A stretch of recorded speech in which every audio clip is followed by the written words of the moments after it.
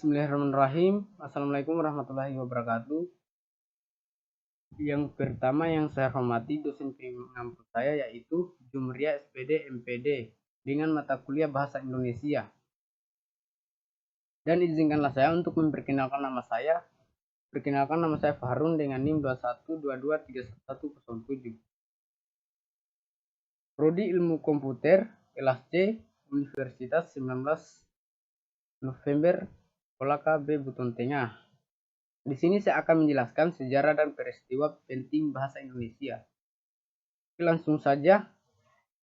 Yang ke-1 yaitu pada tahun 1936 Sultan Takdir Ali Syahbana menyusun tata bahasa baru bahasa Indonesia dalam kedudukannya sebagai penulis ahli dan ketua komisi bahasa selama pendudukan Jepang.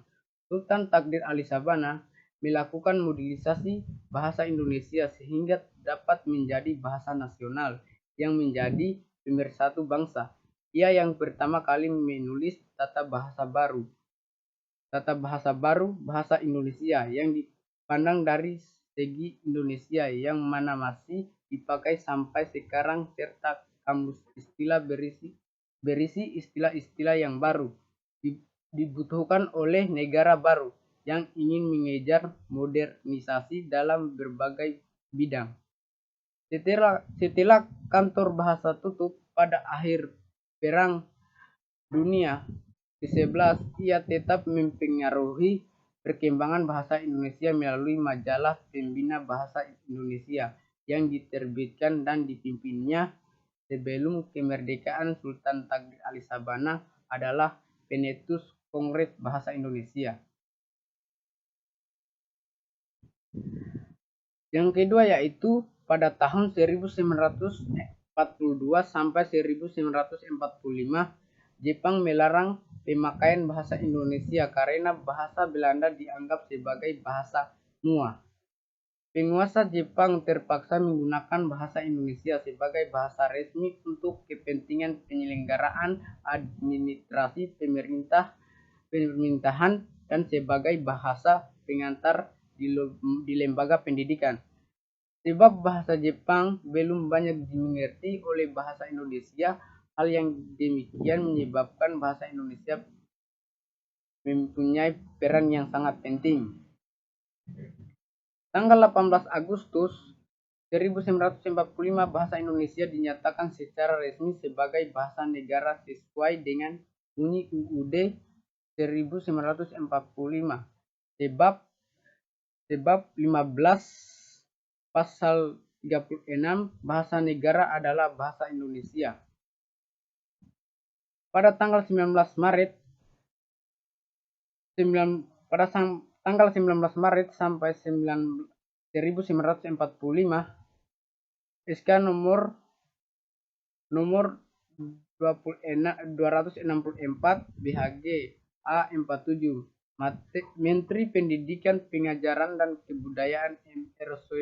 Wendy meresmikan pasti pengguna Ajen Republik Indonesia sebagai pengganti dari Ajen Fine of Hugesen yang sebelumnya berlaku. Yang ketiga yaitu pada tahun 1945 terbentuk sebagai lembaga yang menangani pembinaan bahasa dengan nama Balai Bahasa. Lembaga ini pada tahun 1968 diubah namanya menjadi Lembaga Bahasa Nasional dan pada tahun 1972 diubah menjadi Pusat Pembina dan Pengembangan Bahasa yang selanjutnya lebih dikenal dengan sebutan Pusat Bahasa. Pada tanggal 22 Oktober sampai dengan 2 November 1954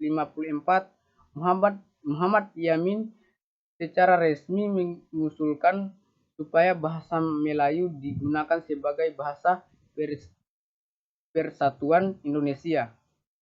Pada tanggal 16 Agustus 1972 Presiden RI pada masa itu yaitu Presiden Soeharto meresmikan penggunaan EYD atau Ejaan Bahasa Indonesia yang disempurnakan melalui pidato kenegaraan di depan sidang DPR yang dikuatkan pula dengan keputusan Presiden nomor 57 tahun 1972.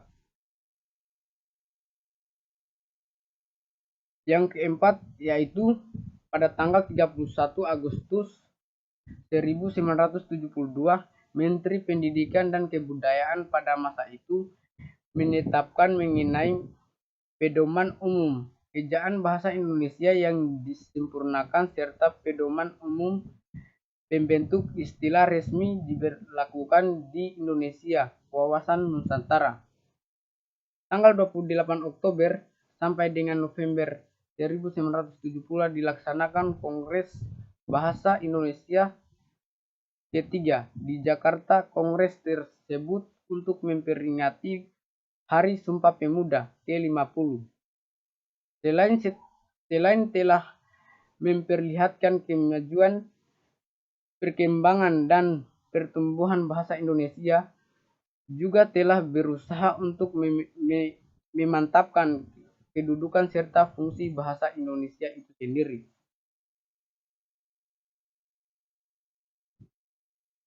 Yang kelima yaitu pada tanggal 21 sampai 28 November 1983 dilaksanakan Kongres Bahasa Indonesia keempat di Jakarta. Kongres ini dilaksanakan dalam rangka memperingati Hari Sumpah Pemuda yang ke-55. Dalam putusannya disebutkan bahwa pembinaan dan pengembangan bahasa Indonesia harus lebih ditingkatkan agar amanat yang tercantum di dalam garis besar haluan negara yang mewajibkan kepada seluruh warga negara Indonesia untuk menggunakan bahasa Indonesia dengan baik dan benar dapat tercapai semaksimal mungkin. Pada tahun 1988 diselenggarakan Kongres Bahasa Indonesia ke-6 di Jakarta. Kongres ini dihadiri oleh kira-kira 7 pakar bahasa Indonesia dari seluruh Indonesia dan tamu dari negara sahabat. Dan pada tahun 1993 diselenggarakan Kongres Bahasa Indonesia ke-5 di Jakarta. Pesertanya 770 pecahan bahasa Indonesia dan 53 peserta tamu mancanegara. Mungkin itu saja dari saya. Bila ada kesalahan mohon dimaafkan. Saya akhiri, wabillahi taufiq wal hidayah. Wassalamualaikum warahmatullahi wabarakatuh.